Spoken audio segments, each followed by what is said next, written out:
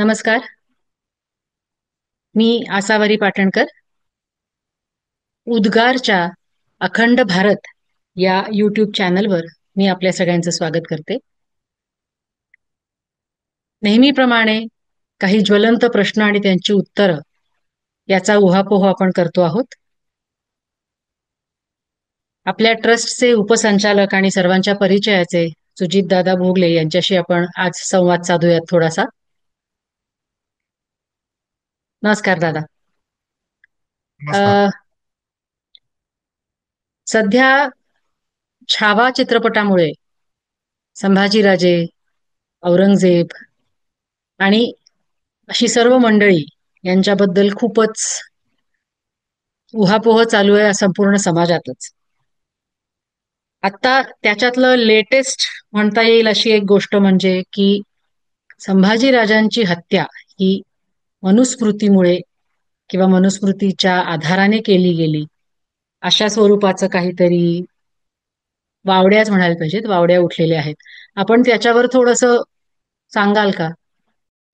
सगळ्यात पहिल्यांदा आपल्याला मनुस्मृती म्हणजे काय हे माहिती असायला पाहिजे. बहुसंख्य लोकांना मनुस्मृतीच्या बद्दल माहिती कमी असते आणि गैरसमज जास्त असतात. त्यामुळे खरंय. आपण आपल्या धर्माची प्राथमिक चौकट जाणून घेऊया. मग त्याच्यातलं मनुस्मृतीचं स्थान काय आणि मग ही जी टीका केली जाते आहे किंवा या ज्या थापा मारल्या जात आहेत याच्यामध्ये कितपत तथ्य आहे हे पण आपण समजून घेऊया. आपल्याकडे एकतर आता म्हणजे हा विषय आलेला आहे म्हणून आता आपण बोलूया की जगातले जे दोन स्वतःला रिलिजन बनवणारे आहेत त्यांच्याकडे एक एक पुस्तक आहे आणि आपल्याकडे अख्खं ग्रंथालय आहे. ठीक आहे. बरोबर. आपल्याकडे वेगवेगळ्या प्रकारचे वेगवेगळ्या विषयांना वाहिलेले ग्रंथ आहेत आणि त्या ग्रंथांच्या आधारावर आपण आपलं जीवन व्यतीत करत असतो. आपल्याकडे ग्रंथांचे दोन मुख्य प्रकार मानले गेलेले आहेत. एक म्हणजे श्रुती ग्रंथ आणि दुसरं म्हणजे स्मृती ग्रंथ. बरोबर. श्रुती ग्रंथ म्हणजे कोणते तर ऋषींनी ध्यानातून जे ज्ञान ग्रहण केलं, जे ज्ञान त्यांना परमेश्वरांनी प्रदान केलं होतं, त्या ज्ञानाला ऋषींनी ग्रहण केलं. त्या ग्रहण केलेल्या ज्ञानाला त्यांनी शब्दबद्ध केलं. बरोबर. ते श्रुती ग्रंथ. मग हं. श्रुती ग्रंथांमध्ये काय काय येतं? श्रुती ग्रंथांमध्ये चार वेद येतात. त्याच्यानंतर ब्राह्मण ग्रंथ येतात ज्याच्यामध्ये वेदांशी संबंधित कर्मकांड आणि विधी आहेत. हं.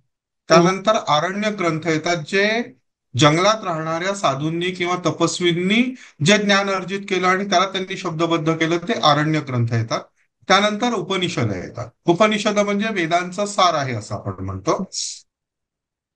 हे सगळे झाले श्रुती ग्रंथ. या श्रुती ग्रंथांना थेट परमेश्वरांनी दिलेलं ज्ञान अशा स्वरूपामध्ये बघितलं जातं आणि म्हणून या ग्रंथ प्रमाण ग्रंथ मानलं जातं.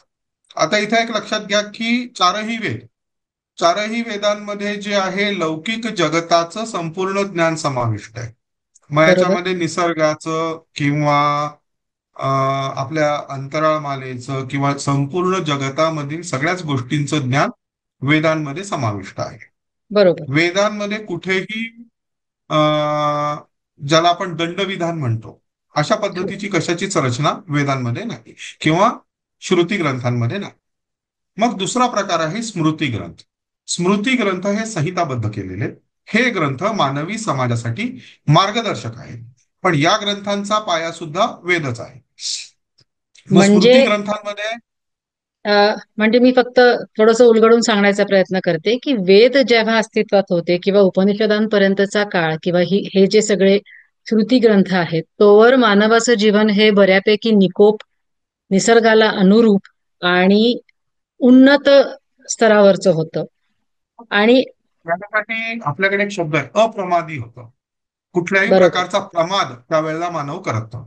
बरोबर. आणि प्रमाद करत नसल्यामुळे कुठल्याही स्वरूपाच्या नीती किंवा चौकटींची गरज नव्हती त्यावेळेच्या बरोबर. समाजाला. बरोबर. पण नंतर जशी गरज निर्माण झाली तसे स्मृती ग्रंथ निर्माण झाले.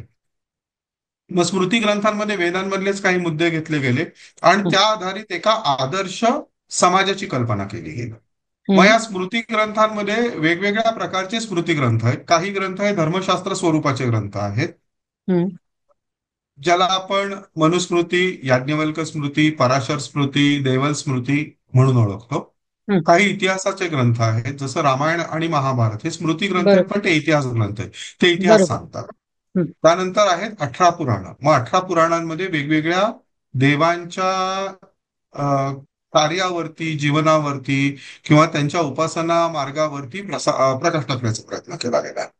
त्यानंतर येतात सूत्रग्रंथ. हं, सूत्रग्रंथांमध्ये एक एक सूत्र हे एक एक बीजासारखं असतं, ज्याच्यातून एक वटवृक्ष निर्माण होऊ शकतो. मग सूत्रग्रंथांमध्ये काय येतं? पातंजल योगसूत्र येतं, गौतमांचं न्यायसूत्र येतं, जैमिनीकृत मीमांसा सूत्र येतं, बादरायणकृत ब्रह्मसूत्र येतं, शिवसूत्र आहेत. अशी सगळी सूत्रग्रंथ आहेत. त्यानंतर येतात आगम आणि तंत्रग्रंथ, म्हणजे याच्यामध्ये उपासनेचे विविध मार्ग आणि त्या संबंधातली तांत्रिक क्रिया यांचा उहापोह येतो. मग हे बरोबर. आगम जे आहे, ज्याला आपण पंचदेव म्हणतो, पण पंचदेवांपैकी आगम जे आहेत ते चारच देवांची आहेत: हं, शिवाचं, शक्तीचं, विष्णूचं आणि गणेशाचं. हे हं, आगम ग्रंथ झाले. आता याच्यामध्ये काय होतं की याच्या पुढे स्मृती ग्रंथांमधला जो मनुस्मृती, देवल स्मृती किंवा पराशर स्मृती किंवा याज्ञवल्क्य स्मृती, जे आहेत, ते तुमच्या जीवनावरती भाष्य करतात. तुम्ही कशा पद्धतीने जीवन जगायला पाहिजे. मग मनुस्मृती जी आहे त्याच्यामध्ये आपण मनु या राजाच्या काळात जी आदर्श पद्धतीची सामाजिक रचना होती, त्या सामाजिक रचनेचा आणि या सामाजिक रचनेमध्ये जगणाऱ्या लोकांनी जर या नीती नियमांचं पालन केलं नाही, तर त्यांना कशा प्रकारे दंडित केलं जावं याचा एकत्र उल्लेख केला आहे मनुस्मृतीमध्ये. मग बरोबर. मनुस्मृतीचा जो मूळ विचार आहे तो कसा आहे की मनुस्मृती ही कुठल्याही हिंदू ग्रंथाप्रमाणे कर्माला किंवा कर्मफळाला प्रमाण मानते. म्हणजे तुम्ही चांगलं कर्म कराल तर तुम्हाला चांगलं फळ मिळेल, वाईट कर्म कराल वाईट फळ मिळेल. पण वाईट कर्माचं तुम्हाला दंडित केलं जे जाईल त्याच्यासाठी त्याला प्रायश्चित्त हा शब्द वापरलेला आहे. लक्षात घ्या. एखाद्या बरोबर. व्यक्तीला किंवा एखाद्या गुन्हेगाराला शिक्षा देणं आणि एखाद्या व्यक्तीला प्रायश्चित्त देणं, या दोन गोष्टींमध्ये फरक आहे. प्रायश्चित्तामध्ये तुमच्या हातून गुन्हा घडलेला आहे, पण त्या गुन्ह्यासाठी म्हणून तुम्हाला आम्ही एक प्रायश्चित्त देतो, जेणेकरून तुमचं मन पश्चाताप दग्ध व्हावं. ते प्रायश्चित्त उपभोगताना तुम्हाला याची जाणीव असावी की मी एक गुन्हा केलाय, त्याच्यासाठी मला हे प्रायश्चित्त दिलंय. हे प्रायश्चित्त भोगून झाल्यानंतर मी त्या गुन्ह्यापासून मुक्त झाले आणि मी जो गुन्हा केला होता त्या गुन्ह्यासाठी मला आजच्या राज्यव्यवस्थेने जे प्रायश्चित्त दिले ते प्रायश्चित्त मी भोगल्यामुळे मी त्या कर्मफळापासून सुद्धा मुक्त झालेलो. म्हणजे एखाद्या दोन माणसांचं भांडण होतं, रागारागामध्ये एक व्यक्ती दुसऱ्या व्यक्तीचा खून करतो, तर खून करणाऱ्या व्यक्तीला सुद्धा राग उतरल्यानंतर याची जाणीव असते की माझ्या हातनं चूक झालेली आहे, मी एखाद्या व्यक्तीचा खून केलेला आहे. मग अशा वेळेला जर न्याय यंत्रणा त्याला प्रायश्चित्त म्हणून एखादं विशिष्ट स्वरूपाची शिक्षा देतं, तर ते प्रायश्चित्त उपभोगताना त्याचं अंतर्मन त्याला हे सांगत असतं की तू एक खून केलेला आहेस, याचं तू प्रायश्चित्त भोगतोस. मग समजा ती 10 वर्षाची कैद असेल, 12 वर्षाची कैद असेल, जे काय असेल ते, ती कैद संपल्यानंतर त्याचं अंतर्मन त्याला हे सांगतं की हो, तुझ्या हातून एक गुन्हा झाला होता, त्या गुन्ह्याची तू शिक्षा भोगलेलीस, आता तू मुक्त आहेस, पापमुक्त आहेस. ही गोष्ट त्या व्यक्तीला त्याचं उर्वरित आयुष्य सन्मानपूर्वक अभिमानाने जगायला प्रेरित करतं. त्याचप्रमाणे एखादा गुन्हा केला, त्याचं प्रायश्चित्त उपभोगून जर तो व्यक्ती समाजामध्ये आला, तर समाज सुद्धा त्याला त्याच्या जुन्या गुन्ह्याची आठवण करून देत नाही किंवा त्या गुन्ह्याच्या अनुषंगाने त्यालाच दोषी समजत. सो याच्यातून एक निकोप प्रकारची समाज व्यवस्था निर्माण होते. हा, मी हेच दुसरी म्हणणार गोष्ट, होते की मनुस्मृती ही त्या काळात लागू होती की जेव्हा समाज मनही निकोप होतं आणि हो ऍक्सेप्टन्स की हो प्रायश्चित्त भोगून झाल्यानंतर हा आता या व्यक्तीचं आपण जसं म्हणलात तसं की वाईट कर्म आणि त्याचं फळ सुद्धा भोगून झालेलं आहे किंवा त्याचा आता निराश झालेला आहे. आता परत नॉर्मलला आपण पॉईंट झिरोला येऊन या व्यक्तीबरोबर व्यवहार करू शकतो सर्व प्रकारचे. हो, अशी समजणारी म्हणजे त्याचा समाज व्यवस्था तेव्हा होती अस्तित्वात. हो, म्हणजे आपण समजा उदाहरणाच्या पातळीवरच जर बघायचं तर इंद्रानी अपराध केला, त्यांनी अहिल्याला भ्रष्ट केलं, भ्रष्ट केल्यानंतर अहिल्या जशी शिलावत झाली, त्याचप्रमाणे इंद्राला सुद्धा भगेंद्र व्हावं लागलं आणि त्याला 12 वर्ष तपस्या करण्यासाठी वनात जावं लागलं. वनात त्यांनी या केलेल्या पातकाची सगळी शिक्षा किंवा प्रायश्चित्त भोगलं 12 वर्षानंतर इंद्र जेव्हा पूर्ण शुद्ध झाला, त्याचा देह दिव्य झाला, त्यानंतर त्याला पुन्हा एकदा इंद्रपद प्रदान केलं गेलं. बरोबर. हा बरोबर. मुद्दा तुम्ही इथे लक्षात घेतला पाहिजे. म्हणजे मुळातून एखाद्या व्यक्तीचा किंवा एखाद्या जीवात्म्याच्या आत्मउन्नतीचा मार्ग त्यांनी केलेल्या गुन्ह्यामुळे अवरुद्ध झालेला आहे, तर त्याला त्या गुन्ह्यासाठी त्या गुन्ह्याची आधी जाणीव करून देणं, आणि जाणीव करून दिल्यानंतर त्याला त्या गुन्ह्यासाठी प्रायश्चित्त देणं, आणि ते प्रायश्चित्त भोगून झाल्यानंतर त्याला, तू आता या गुन्ह्यातून किंवा या गुन्ह्याच्या मळभातून मुक्त झालेला आहेस, आता परत तू सामान्य पद्धतीने तुझं जीवन जगू शकतो, यासाठी आश्वस्त करणं आणि समाजाने त्याला स्वीकारणं. हा संपूर्ण ही जी चौकट आहे, ही सगळीच्या सगळी चौकट टोटली परिपूर्ण किंवा आदर्श आहे असं आपण म्हणू शकतो. बरोबर. आता मनुस्मृतीमध्ये एखाद्या गुन्ह्याला कुठलं प्रायश्चित्त दिलेलं आहे, तर मनुस्मृतीमधलं सगळ्यात मोठं प्रायश्चित्त हे देहांत प्रायश्चित्त. मग एखाद्या व्यक्तीला देहांत प्रायश्चित्त दिलं म्हटल्यानंतर त्या राजाने त्या व्यक्तीचा जीव घ्यायचा. मग जीव घेण्याचे आपल्याकडे शास्त्रसंमत किंवा आपल्या ग्रंथांमध्ये लिहिलेले मार्ग कुठले आहेत, तर एक तर त्या व्यक्तीला सुळावर चढवलं जायचं, दुसरं त्या व्यक्तीचं डोकं हत्तीच्या पायी दिलं जायचं, किंवा त्याला उंचावरून ढकलून दिलं जायचं. ढकलून दिलं. या 3 बरोबर. प्रकारांनी त्याला मृत्यू दिला जायचा. यापेक्षा चौथ्या कुठल्याही प्रकाराने आपल्याकडे मृत्यू देणं शास्त्रसंमत नाही. ठीक आहे. हा झाला मनुस्मृतीनुसार. म्हणजे याच्याशिवाय चौथ्या पद्धतीने कुणालाही जर मारलं गेलं असेल, तर त्या मारण्याचा आणि मनुस्मृतीचा संबंधच आहे, पहिला बरोबर. मुद्दा. आता देहदंड जर एखाद्याला दिला जात असेल, एखाद्या व्यक्तीने एखादा गुन्हा केला, त्याला देहदंड दिला जात असेल, तर त्याला चापकाचे फटके मारणं किंवा त्याला उपाशी ठेवणं, या हं. पद्धतीच्या शिक्षा दिल्या जायच्या. कुठल्याही प्रकारे देहदंडामध्ये आपल्याकडे विकृतीचा वापर केला गेलेला तुम्हाला आढळून येणार. बरोबर. म्हणजे संभाजी महाराजांचा औरंगजेबाने खूनच केला, आणि हा खून करताना त्यांना प्रचंड यातना देऊन त्यांचा खून केला. ज्या पद्धती औरंगजेबाने वापरल्या, त्यापैकी एकही पद्धत मनुस्मृतीमध्ये लिहिलेली नाही. त्यांचा मृत्यू झाल्यानंतर आणि त्यांच्या मृत्यूपूर्वी त्यांच्या देहाची जी विटंबना केली गेली, आपल्याकडे कुठल्याही प्रकारे देहाची विटंबना करणं हे शास्त्रसंमत नाही. आपली संस्कृती मरणांतानी वैराणी हे सांगते.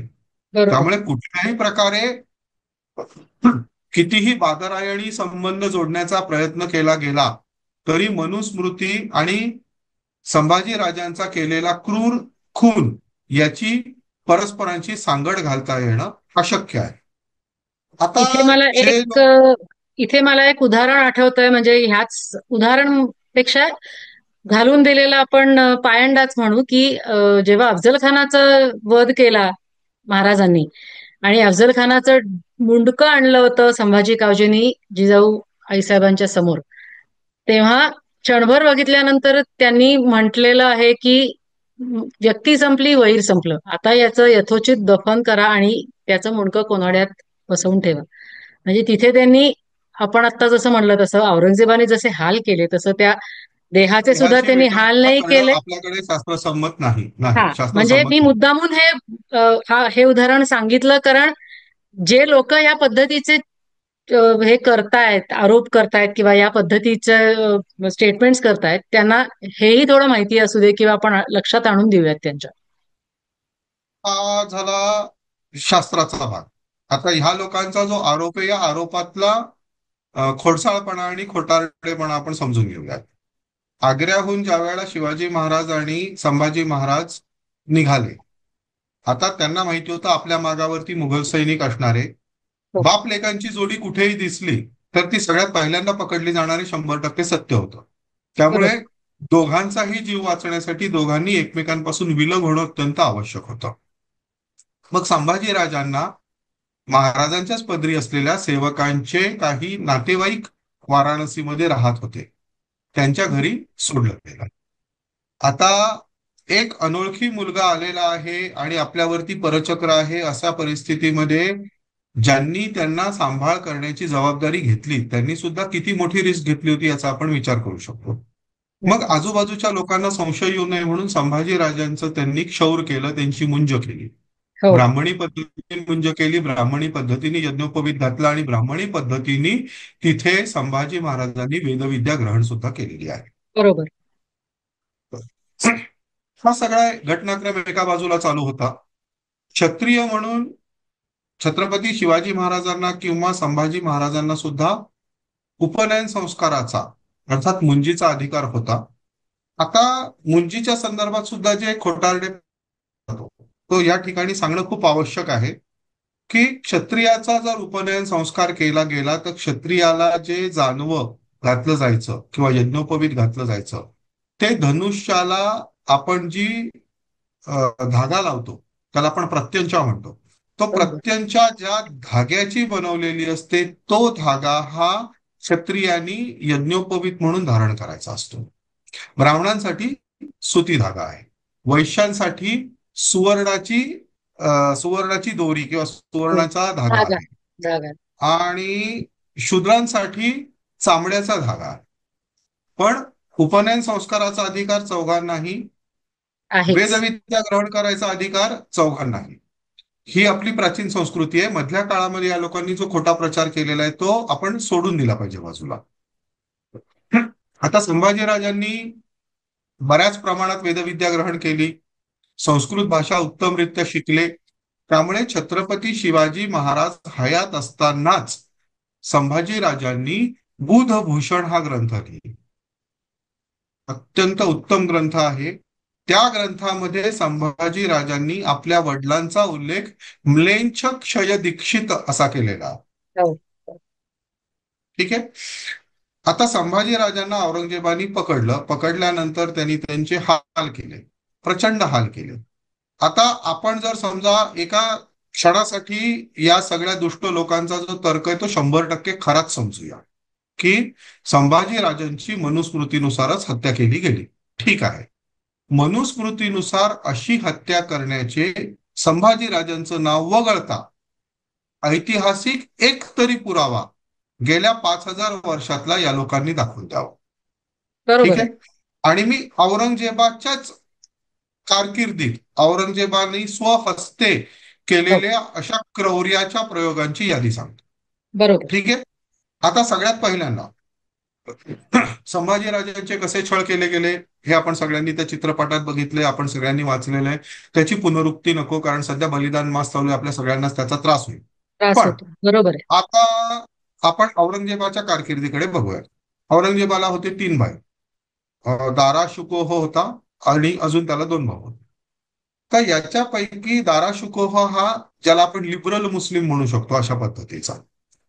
जसं कुराणचं मराठीमध्ये, हिंदीमध्ये, जगभरातल्या वेगवेगळ्या भाषांमध्ये भाषांतर झालं त्या पद्धतीने वेदांचं उर्दूमध्ये भाषांतर करण्याचा प्रयास करणारा पहिला व्यक्ती म्हणजे दारा शुकोह. हा, शुभ. आता हा दारा शुकोह औरंगजेबाचा परम वैरी होता, कारण तो सगळ्यात मोठा भाऊ होता आणि तो सत्तेचा अधिकारी होता. आणि त्यांनी आपल्या वडिलांना शहाजहानचा तो लाडकाच होता. औरंगजेबाने या दारा शुकोहला मारलं, त्याचं मस्तक कापलं आणि त्यांनी ते मस्तक स्वतःच्या वडिलांना भेट म्हणून पाठवलं. पाठवलं. ही औरंगजेबाच्या क्रौर्याची पहिली झलक. त्यांनी दुसऱ्या भावाला सुद्धा युद्धामध्ये मारून टाकलं. हे षडयंत्र रचणाऱ्या, मदत करणाऱ्या तिसऱ्या भावाचाही त्यांनी गळा चिरला. वडिलांना त्यांनी आग्र्याच्या किल्ल्यामध्ये अक्षरशः तिळतिळ झिजून मारण्यासाठी बाध्य केलं. ही औरंगजेबाची कारकिर्दीची सुरुवात.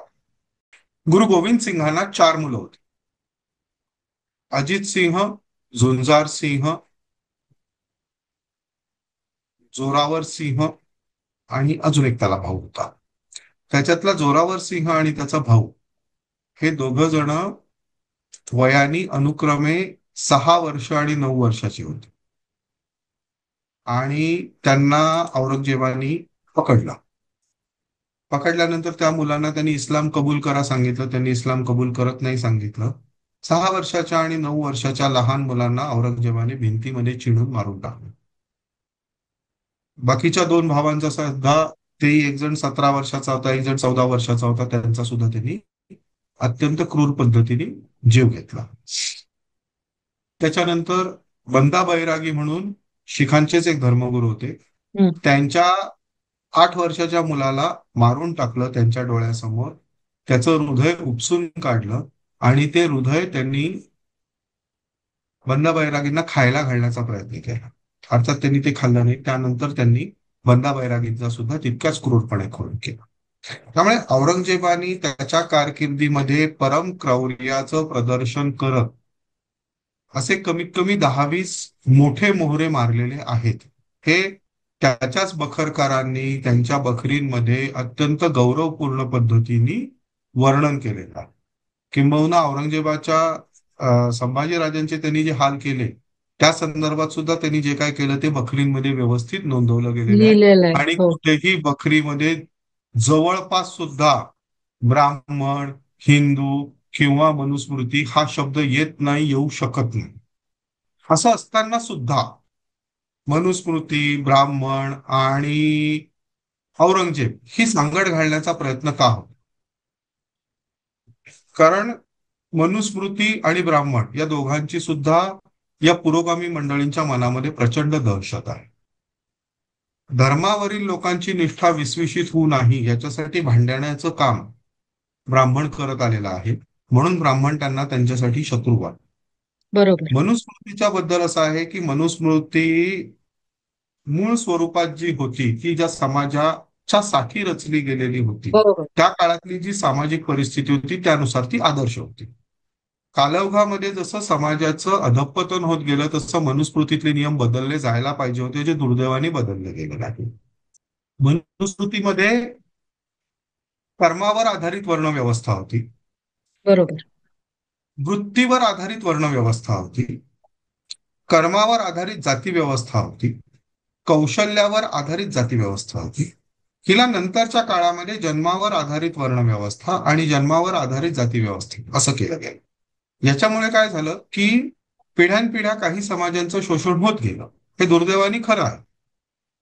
पण आता आपण आजच्या काळाचा जर विचार केला तर आज मनुस्मृती कुठल्याही प्रकारे पालन केली जात नाही. अर्थात मनुस्मृतीतील काही महत्वाचे नियम, काही महत्वाचे सिद्धांत आपल्या संविधानामध्ये सुद्धा समाविष्ट केले गेलेले आहेत. पण मनुस्मृतीचा जो दुष्प्रचार केला जातो आहे तो दुष्प्रचार सर्वथा चुकीचा आहे.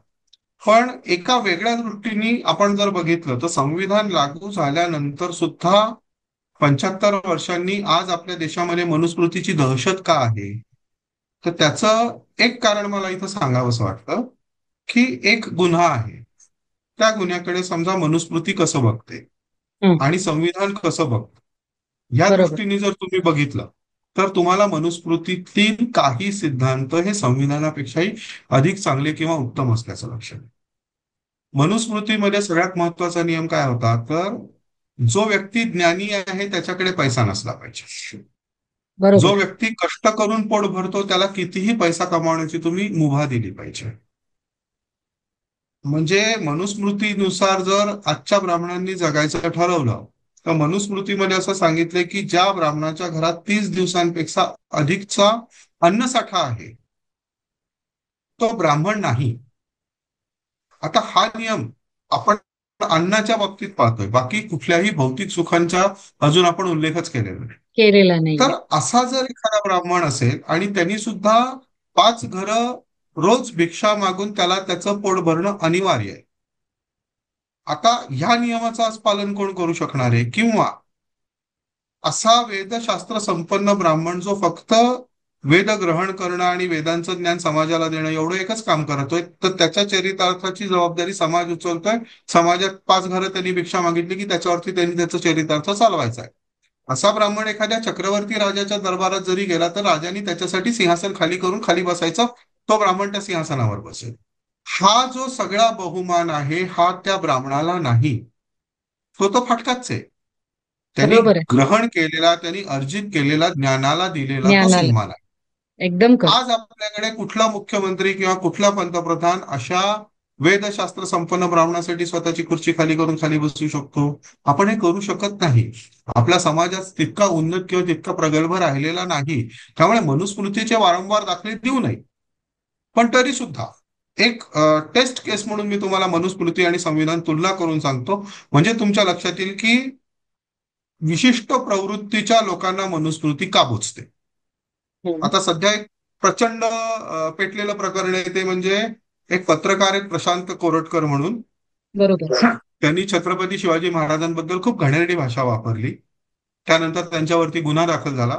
गुन्हा दाखल झाल्यानंतर त्यांनी न्यायालयात जाऊन अटपूर्व जामीन मिळवला. त्याच्यानंतर त्यांना जामीन अर्ज रद्द झाल्यावर ते उच्च न्यायालयात गेले, तिथून त्यांनी जामीन मिळवला.